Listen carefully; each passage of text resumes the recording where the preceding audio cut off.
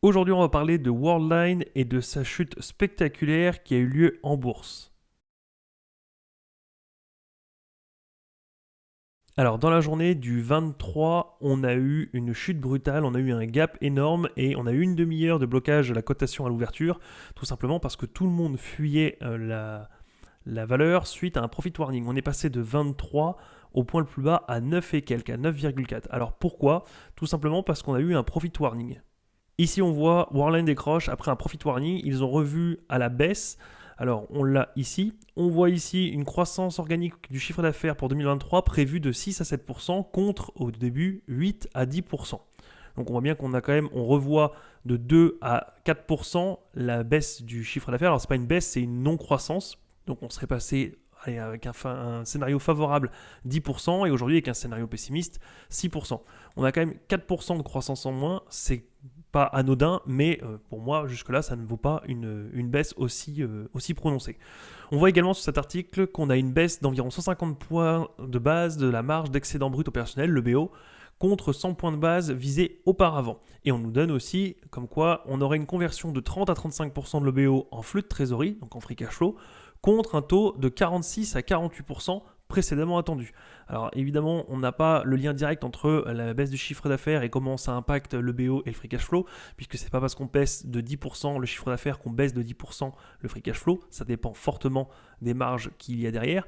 Mais même si on prenait une baisse, une amplitude globale d'une dizaine ou une quinzaine de pourcents, on n'arriverait pas à la baisse qu'il y a eu. C'est tout simplement parce qu'on arrive à un moment donné où les flux se tarissent et qu'il faut sélectionner les valeurs, et celles qui ne sont pas au rendez-vous et qui commencent déjà à abaisser leurs prévisions alors qu'on n'est pas encore dans le dur, bah forcément c'est ces sociétés-là qui se font sanctionner. Si on revient à mon screener, on voit que depuis 2015, le chiffre d'affaires est en constante augmentation. C'est quand même plutôt joli puisqu'on passe de 1,22 milliard à 4,3 milliards. On voit que les revenus nets sont relativement stables. Alors, c'est pas étonnant si on est dans une entreprise de croissance et que derrière, on a une marge qui stabilise, voire qui diminue tout simplement au profit de la croissance, même si on aimerait bien voir quand même des revenus nets qui augmentent, mais on peut tolérer que ce ne soit pas le cas. Si derrière, on réinvestit absolument tout, qu'on fait plus de dépenses que nécessaire parce qu'on veut absolument grossir à tout prix.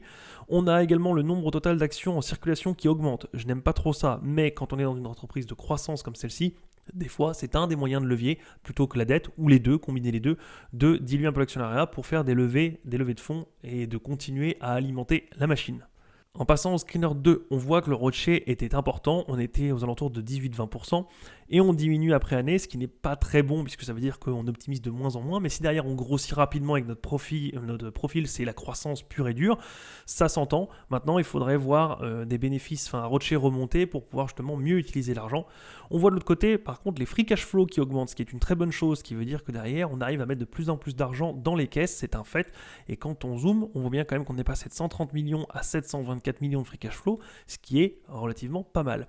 Ensuite, on voit qu'on a un price to free cash flow ici qui est très acceptable. On est à 4,50, ce qui veut dire qu'au rythme actuel, on aurait 4,5 exercices fiscaux pour récupérer notre free cash flow. Alors évidemment, si on attend une baisse des bénéfices et donc d'argent dans les caisses, il se peut que ça mette plus de temps, puisque si on gagne moins d'argent, le price to free cash flow va remonter, donc forcément on sera moins rentable, mais il n'empêche qu'on a quand même de la marge. Si on est à 4,50, même si on divisait par 2 nos revenus, ça nous ferait monter à 9 euros, ce qui est quand même pas mal du tout.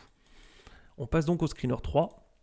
Ici, j'ai remis les revenus nets. Le PE, le PER, ici, on est à 7,3. De la même manière, si nos revenus nets étaient divisés par 2 au cours actuel, on doublerait le PER, donc on serait à 14,6. 14,6, c'est quelque chose qui est très acceptable, surtout pour une entreprise de croissance comme celle-ci. Attention maintenant, il ne faut pas que la baisse soit généralisée, que ça continue d'année en année.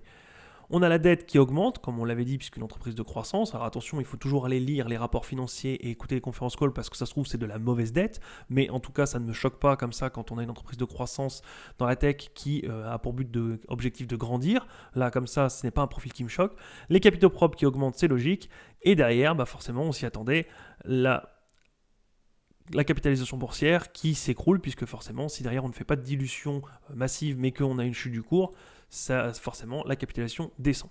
Alors, si on va voir ici les projections futures, et qu'on se dit qu'on avait un PER d'environ 7, avec les bénéfices annuels attendus, donc en 2024, on avait 2,26 par action attendue. Si on dégrade de 10 à 20% ce chiffre-là, puisque, comme on l'a dit, on va réduire de 4% le chiffre d'affaires et on va passer de 48% à seulement 30% en free cash flow.